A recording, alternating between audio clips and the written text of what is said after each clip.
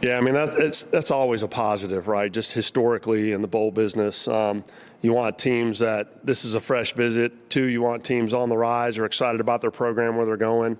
I think we got a lot of that here this year. It's really cool to see that much new blood, the fresh faces, new helmets.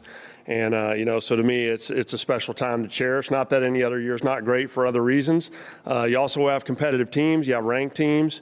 Anytime you can have ranked teams playing at this level, you're going to have a national audience that cares. And now we're going to have fans, teams, and players that are really itching to be in Orlando. It took a while this year for whatever reason. Can you shed some light on the back door, behind the scenes, the closed door office? Yeah, some years more than others, there's closer decisions to be made, especially in the ACC's case. There's multiple bowls at the top of that selection order that need to contemplate how many teams populate that pool, what kind of tiebreakers are in place, repeat visits to cities. It took a little longer this year, and there were some closer calls in that way. So, but for that, it was a good, healthy process. Specifically, the two matchups start with the Pop-Tarts and take us through. Yeah, no, I mean, you got two selection committee members here as athletic directors, right? It's kind of cool for Kansas State and NC State. So I think we'll have some fun just hearing the stories of the behind the scenes of the CFP this year and some of our hospitality parties. But you got to love these two coaches, Coach Kleiman and Coach George. I mean, these guys they're having a lot of success. And they got fan bases that are pretty jazzed about this. And I think, they're excited to be here, and they're excited to compete against each other. And that makes for a great week, makes for a great year. I can't wait to see this young kid play quarterback for Kansas State. He played in the Under Armour All-Star game, Johnson, last year here. A lot of people said this is the future of Kansas State football. So some of the cool aspects of the bowl season now are getting to see the next generation play. Evidently a powerful dual threat for them. So it's going to be a lot of fun. There's going to be a lot of points on the board. I don't know if you saw that other game in the snow against Iowa State, guys, but man, if you can put up that many points in 2.5 feet of snow, I'm excited to see what these two teams can do here. Howard bringing out the TV portion, any concern with the selection of the teams, any concern with attendance as far as it being here in Orlando? No, I mean, we're just as excited as we always are, right? And we're happy that no matter who you talk to, the athletic director, you talk to the coaches, you talk to the fans, the SIDs at all these schools, this is the choice they wanted. They wanted Orlando to pick them. So they're as fired up as anybody to be here. And to me, that's just special. That's fun for us. I have no concerns. I think Kansas State, historically, out of the Big 12, has a reputation of being one of the best travelers. They've had a lot of success, played in the championship game last year, played in the Sugar Bowl. My understanding was they brought huge crowds, 25,000 plus to both of those places. We're excited to see that here firsthand. We've had Iowa State and a few others that have done really well.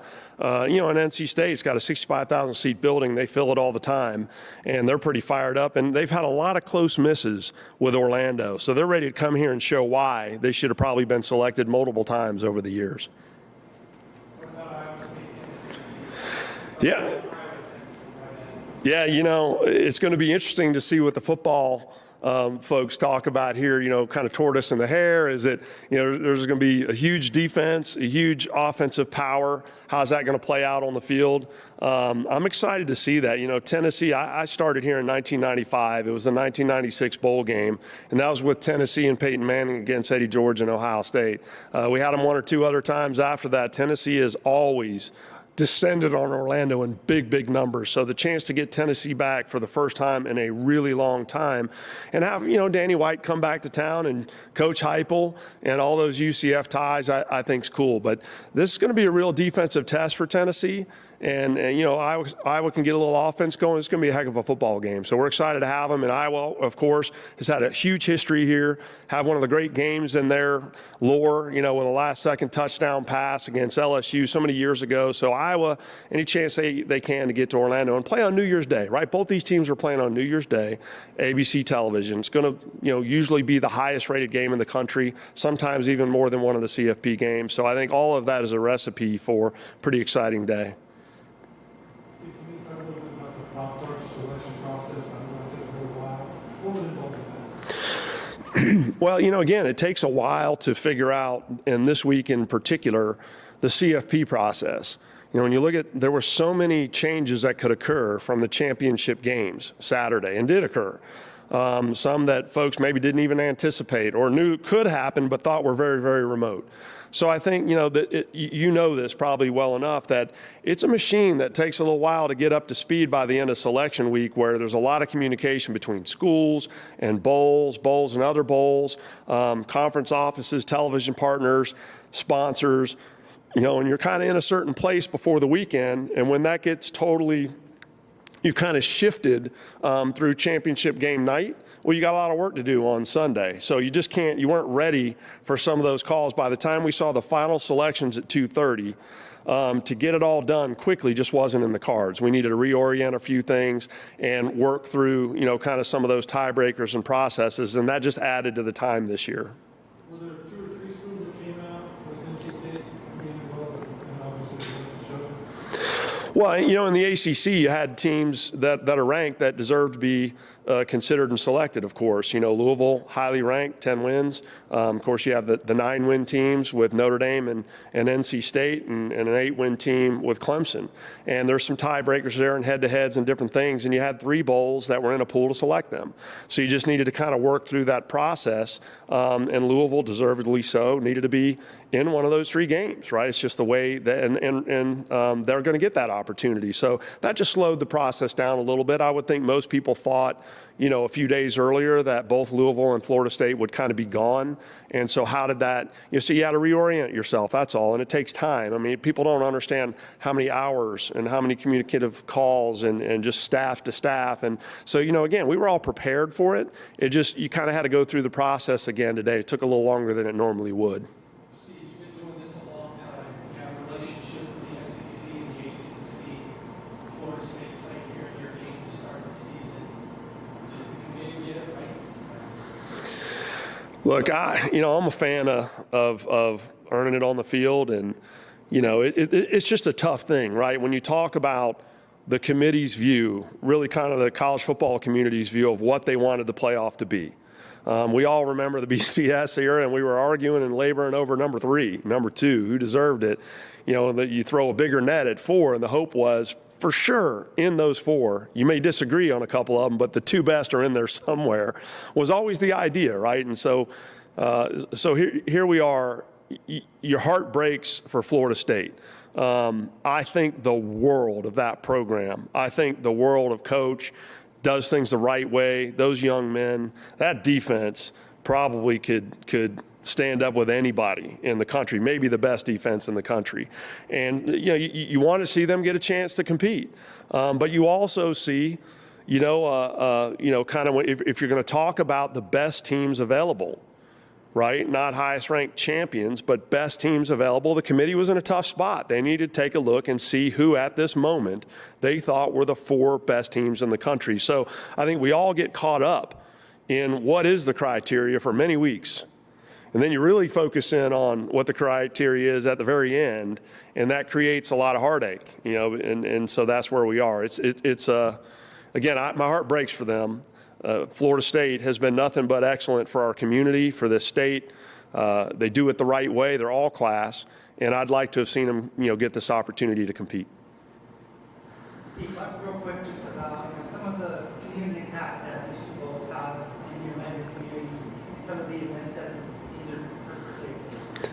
Absolutely. We're excited. It's all about economic impacts, why we're in this business. In the end, we're going to have a big one here. Probably by anybody's measure, this will be somewhere between, $30 and $45 million per game that will descend into our community here. On top of that, as we've dedicated ourselves as an organization in the stadium to lifting up the community that literally sits around the building. $120 million of capital investments and mixed income affordable housing developments, 2 of them, early education building, brand new park, brand new Boys and Girls Club, and now just opened up a couple of months ago, the Heart Health and Wellness Building for this community. So I'm excited to tell that story, and you all have heard it before through Lift Orlando, but when these kids come to town, and we all forget, right? Or at least, we get caught up in what the playoff is, but I think 1% of these kids are going to go off and do this for a living. The overwhelming majority of these players, this is it. It's their last week, some of those that are seniors. And it's our job to show them one hell of a competitive opportunity, competitive environment, first-class environment. But to give them a week they'll never forget, and we're committed to that. And one of the very first things we do is introduce them to the concept of what's happened here with this stadium, collegiate athletics, and a neighborhood that needs that attention and energy. By far in my entire career, as long as we've been doing this last 8 or 10 years, I've had more engagement and conversation with student athletes from the teams that come and visit about wanting to be a part of that later in their career. Coming back, I don't want to forget this. This means a lot to me personally, and that just makes this opportunity special. So we're excited for this community, the economic impact. We're really excited for what it does to the community around us that really needs it. But maybe chief among these are, we're going to give 4 great institutions and 125 kids per school, their families, their fans, the best week they could possibly have. And hopefully 20 years later, we've heard this from NFL player after NFL player. I look back and I remember that last bowl trip. Finally, almost I miss it. You know, with my brothers, they got a watch in the drawer with the logo on it. At the end of the day, that week is more special to them, even though they've played at this level, and that's what we're going to have here. Steve, it's a nice little added wrinkle with UCF being the Big 12 now, you got Kansas State team. Hey, who knows, down the road, could be a bit of a rivalry between those schools, and you got a fan base here that is getting to see the greater Orlando area. It's going to travel to this bowl game and could come back for a future game at UCF. Yeah, no, it's cool. I mean, of course, the Big 12 is going to play through, the away schedule and going to be at UCF more often than not, and that's cool. And we're excited for UCF. A few more wins, they'd be in a discussion right now about whether they were playing here at home and getting a heck of a game to play NC State. So we're excited for UCF. I think that, it just brings more attention onto our community. It establishes Orlando as kind of a college football epicenter in the South. We want it to be that. So UCF's ascension helps that. And the more that we start to reestablish some of these rivalries, both in the bowl game and at home at UCF, the better it is, I think, for Orlando's postseason selections. What made you guys want to be interested in using the name of Pop-Tarts? And I also heard you guys know there's a fairly type of Pop-Tarts community. Do you know the flavor or what they name? Yeah, look, I've been around the bowl business a long time, and we've loved all of our title sponsors, right? Certainly, financial institutions and insurance and everything else, they're all meaningful and important. And you got to pay a lot of bills here for these teams to be able to afford to come and do this. So we all know that. But to have 2 edible partners, right, and one that it seems like to a person, coach, athletic director, player, they all have a personal story of some sort about how they make their decisions around which Pop-Tart they like best, whether you eat it frozen, whether it needs to be toasted, or if it's not toasted, is it frosted or strawberry, and so that makes it just fun. The fact that they're going to roll out an edible mascot for the first time in history. Again, I think the postseason, what we all love about the postseason are some of these unique things that just create social engagement, create fun, and these are 2 of the best. Cheez-It, likewise, I think dumping Cheez-Its all over coaches and the things that we had with a Cheez-It mascot last year. Kellogg's and Kellanova now, as they're known in both of these brands. This is probably the best 2 partners we've ever had in the almost 8-decade history of doing bowl games in Orlando. You guys used the right one. Yeah. We'll let you take these home when we're done.